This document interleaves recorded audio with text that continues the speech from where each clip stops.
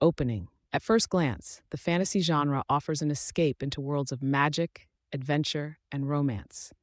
Yet, beneath the surface of these beguiling narratives lie troubling patterns, particularly in the portrayal of romantic relationships.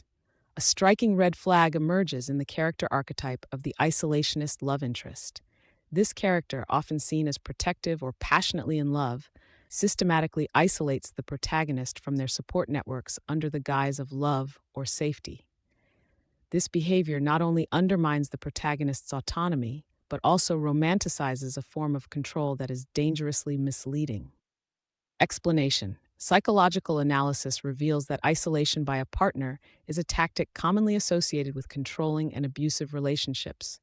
It stems from a desire to exercise power over the partner, often justified by the perpetrator as a form of love or protection. This behavior is deeply rooted in jealousy, possessiveness, and a lack of trust.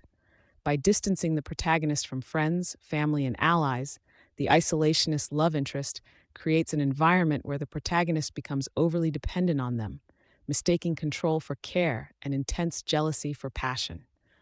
This dynamic is concerning because it conflates love with ownership, eroding the protagonist's sense of self and agency. Examples.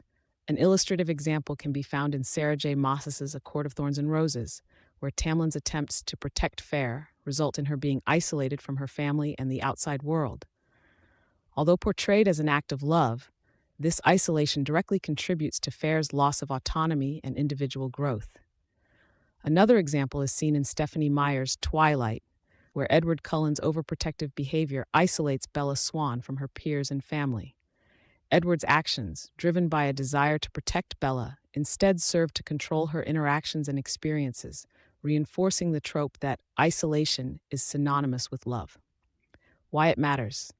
The romanticization of isolationist tendencies in fantasy and romance literature is not merely a narrative choice.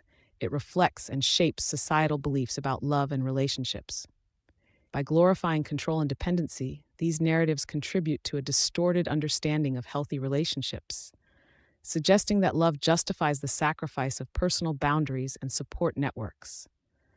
This is problematic because it normalizes and romanticizes behavior that, in the real world, would be recognized as red flags for abuse.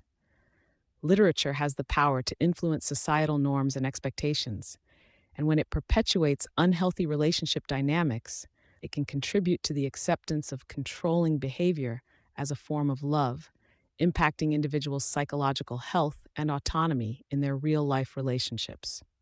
Conclusion.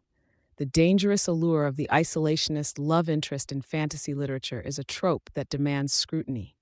By dissecting the psychological underpinnings of this behavior, it becomes clear that what is often portrayed as protective or passionate love can, in reality, be a form of control that undermines the protagonist's autonomy and growth. Literature, particularly in genres as influential as fantasy and romance, plays a crucial role in shaping perceptions of love and relationships. It is imperative, therefore, to question and critically analyze these narratives. Do they reflect the kind of love we should aspire to, or do they perpetuate a cycle of control and dependency masked as romance? The answer to this question is essential, not just for the sake of literary critique, but for the impact it may have on understanding and identifying healthy relationships in the real world.